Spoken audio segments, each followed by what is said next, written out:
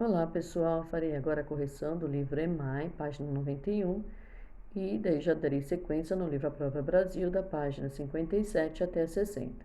Então nós temos nessa atividade um pequeno texto, com algumas informações de uma compra que o seu Zeca foi fazer no armazém, e nós temos aqui uma compra relacionada a metro, outra em litro, outra em quilo, e o valor que ele gastou em real. Vocês responderam, as questões. No item A, seu Zeca comprou mais que 6 metros de arame, e por quê? Não, porque 5 metros e 20 centímetros é menos que 6 metros, que foi a quantidade que ele comprou, No item B, ele comprou mais ou menos que 12 litros de cloro. Ele comprou mais que 12 litros de cloro, porque lá no texto é colocado que ele comprou 12 litros e meio de cloro. No próximo exercício, e de ração foram mais que 36 quilos e 500 gramas? Então, a resposta é: ração foi menos que 36 quilos e 500 gramas, porque ele comprou 100 gramas a menos, ele comprou 36 quilos e 400 gramas. No item D, ele ficou devendo mais ou menos que 30 reais? Ele ficou devendo menos, porque na realidade o seu Zeca ficou devendo R$ 27,50. Já no outro exercício da mesma página, nós fizemos uma lista aqui de produtos que vocês achavam que poderia ser comprado por metro, por litro, por quilograma. Então a Pro colocou 3 pontinhos porque dá para escrever mais itens ainda, tá bom? Eu só estou colocando alguns exemplos. Por metro, daria para comprar tecido, mangueira, fio elétrico, cano, corda, tela, entre outros. Por litro, leite, água, suco, refrigerante, amaciante, água sanitária, entre outros. E por quilograma daria para comprar o açúcar, o arroz, o feijão, a carne, o queijo, a mortadela, a farinha, o bolo e mais um monte de outras coisas, pessoal? Já na página do livro A Prova Brasil, nós já vamos entrar em grandezas e medidas de comprimento, que é o mesmo assunto relacionado ao do EMAI que nós trabalhamos. Então, aqui nós temos: Marcelo verificou que a medida de comprimento da pasta corresponde à medida de comprimento de 3 lápis.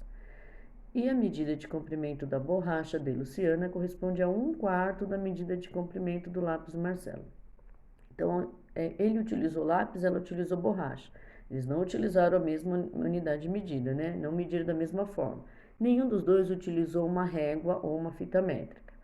E nós percebemos que com 3 lápis é a medida da pasta, mas nós não sabemos da borracha. Não, na explicação a Pro fez o desenho da forma geométrica, com os quadradinhos equivalente à fração, Porque a borracha da Luciana ele corresponde a 1/4 da medida do comprimento do lápis do Marcelo. Então a Pro fez o desenho de quanto que equivaleria o lápis e quanto seria 1/4 em relação ao lápis, certo?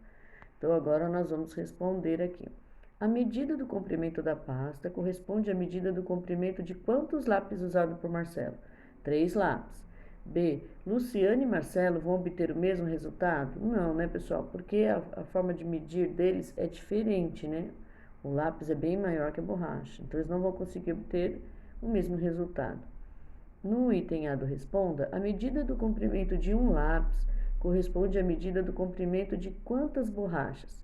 Então, nós vemos que daria 4 borrachas. E a medida do comprimento de 2 lápis seria o dobro, 8 borrachas. B. A medida do comprimento da pasta corresponde à medida do comprimento de 12 borrachas, pois 3, que é os 3 lápis, vezes a quantidade de borrachas, 4 borrachas, 3 vezes 4 daria 12, ok? Já na página seguinte, agora nós vamos aqui no balãozinho, tá? Este tecido mede 4 metros e 30 centímetros de comprimento. Preciso diminuí-lo em 1,5 metro. Lembrando que a Pro foi falando algumas informações para vocês e dando as sugestões de vocês irem anotando no próprio livro a lápis, que daí fica mais fácil para responder as questões abaixo. Compreenda. A. Para responder a pergunta da atividade, deve-se conhecer quais unidades de medida. Então, nessa atividade, nós temos que conhecer centímetro e metro. No B, que comprimento do tecido Paula precisa diminuir para fazer a cortina? Então, ela precisa retirar ou diminuir, 1,5 metro. A. Responda. Quantos centímetros corresponde a 1 metro? 6 centímetros. B. Qual é o comprimento total do tecido? Então, nós temos lá a informação que é 4 metros e 30 centímetros. C. Esse comprimento corresponde a quantos centímetros? Então, nós transformamos tudo em centímetro. Ficou 430 centímetros. D. Em quantos centímetros Paula precisa diminuir o comprimento do tecido? 150 centímetros. E. Após o corte, qual comprimento de tecido sobrará? Então, nós pegamos o total, que é 430 centímetros, menos os 150, que é o que ela precisa diminuir, e o resultado deu 280 centímetros. Então, como que ficaria a resposta? Paula precisa de um tecido de 280 centímetros de comprimento. Já na página seguinte, veja o desenho de uma borracha e o de uma tampa de caneta. Então, eles utilizaram aqui a régua, nós observamos que são objetos diferentes, a borracha começa do 0 e a caneta começa do 2, né? Compreenda. A. Que instrumento de medida está sendo usado nas medições mostradas nas figuras? Então, aqui fica um pouquinho mais fácil porque já é uma régua, né? Então, a resposta é a régua. B. Quais unidades de medida você reconhece nas medições com esse instrumento? Então, aqui seriam os centímetros e os milímetros, né? Que a Pro até explicou como que a gente descobre quantos milímetros tem dentro do espacinho entre um centímetro e outro. Responda. A. Quantos milímetros corresponde a 1 centímetro? Então, por exemplo, do 0 a 1, quantos risquinhos tinha? São 10, né? Então, são 10 milímetros. 1 centímetro tem 10 milímetros. B. Observe as marcas das réguas e complete as frases.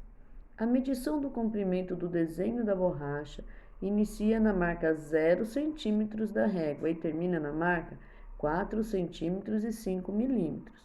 Então, o comprimento do desenho da borracha mede 4 centímetros e 5 milímetros. Se nós transformarmos tudo em milímetro, então seria ou 45 milímetros. No próximo, a medição do comprimento do desenho da tampa de caneta, ela inicia na marca 2 centímetros da régua e termina na marca 7 centímetros e 8 milímetros. O comprimento do desenho da tampa da caneta, então, ele mede 5 centímetros, 8 milímetros. Se nós transformarmos tudo em milímetros, daria 58 milímetros. Aqui nós temos uma situação problema com várias informações. Juliano caminhou 1,5 km na ida até seu trabalho e na volta ele caminhou meio quilômetro para ir à padaria, então aqui está em forma de fração. Em seguida, 800 metros para ir à farmácia e mais meio quilômetro para chegar à sua casa. Agora nós vamos para as perguntinhas. Compreenda. A. Quais unidades de medida aparecem na atividade? Então, aqui nós vemos que tem o quilômetro e que tem o metro. B. O que é preciso fazer para obter a distância em metros percorrida por Juliano na volta ao seu trabalho? Então, é necessário adicionar as distâncias percorridas, né? Utilizando a unidade de medida metro. Então, na realidade, a gente transforma tudo em metro, para ficar mais fácil para nós podermos fazer os cálculos. Responda. A. Juliano caminhou 1,5 km para ir até o seu trabalho. Quantos metros corresponde a 1 quilômetro? 1.000 metros. Então, nós pegamos os 1.000 metros mais os 500 metros, ficou 1.500 metros. Então, aqui já está tudo em metros.